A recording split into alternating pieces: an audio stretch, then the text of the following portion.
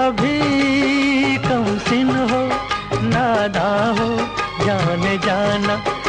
दोस्तों, आज हम आपको 1960 के उस सुनहरे दौर में ले चलते हैं जहां पे सिनेमा में कामयाबी की गारंटी सिर्फ एक ही नाम हुआ करता था, वो था मोहम्मद रफ़ी साहब का। होशियार यहाँ के हम हैं राजकुमार, सारे शहर में आप सा कोई नहीं। तुमने किसी की जान को जाते हुए देख, आपके प्यार का जो मिले आसरा।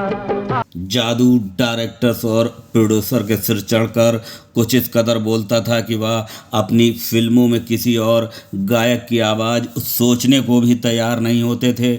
लेकिन क्या आप जानते हैं कि एक बार रफ़ी साहब की इसी बेतहासा लोकप्रियता की वजह से एक फिल्म के सेट पर भारी बवाल हो गया था। नौबत यहाँ तक आ गई थी कि एक दिग्गज संगीतकार ने फिल्म छोड़ने की धमकी दे दी, क्योंकि फिल्म का डायरेक्टर हर लाल में सारे के सारे गाने सिर्फ और सिर्फ मोहम्मद रफ़ी से ही गवाना चाहता था।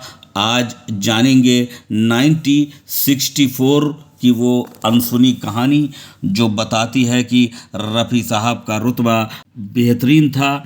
ये किस्सा जुड़ा है साल 1964 में आई ऐतिहासिक फिल्म जहां से।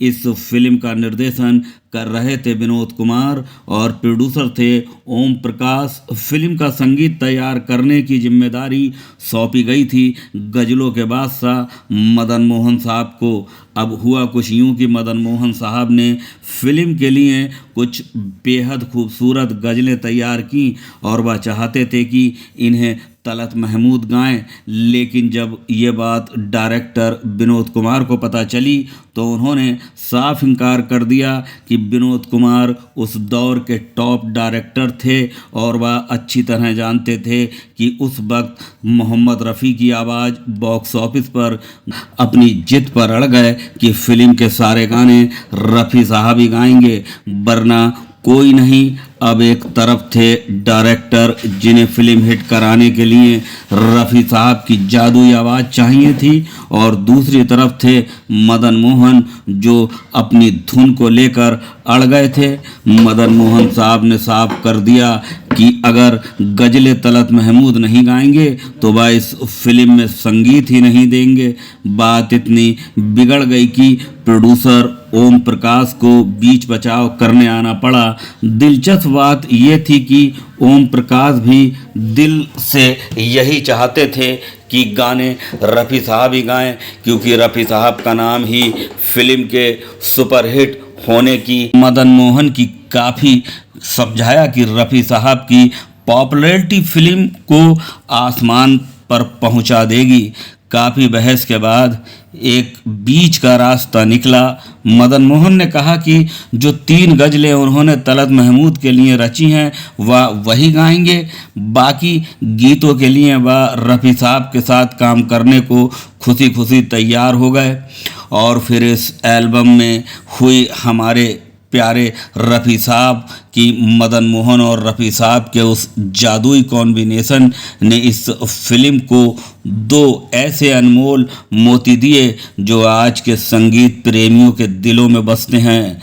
रफ़ी साहब ने सुमन कल्याणपुर जी के साथ गाया, बाद मुद्दत ये घड़ी आई, और फिर अपनी सोलो आवाज़ में दर्द का वो समंदर रफ़ी साहब ने उड़ेला।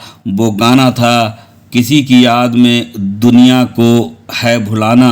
किसी की याद में दुनिया को है भुलाए हुए।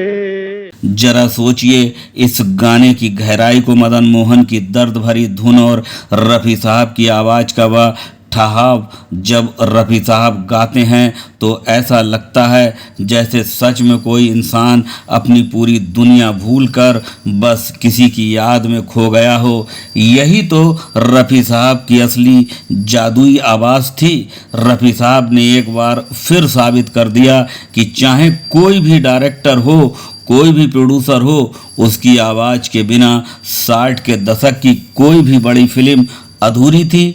भले ही जहां आरा को मदन मोहन और तलत महमूद की जिद के लिए याद किया जाता हो, लेकिन इस कहानी का सबसे बड़ा सच यही है कि रफ़ी साहब की डिमांड ने उस दौर के बड़े बड़े दिग्गतों को भी अपने फैसले बदलने पर मजबूर कर दिया था। अगर आपको रफ़ी साहब के सुनहरे दौर का ये अनसुना किस्सा पसंद आया हो तो दोस्तों, और अगर आप हमारे चैनल पर नए हैं तो आप हमारे चैनल को सब्सक्राइब कर लें। जी हाँ दोस्तों, और आप हमारे चैनल को सब्सक्राइब करना ना भूलें। मैं ऐसी ही कोई दूसरी बेहतरीन वीडियो लेके मिलूँगा इसी चैनल पर।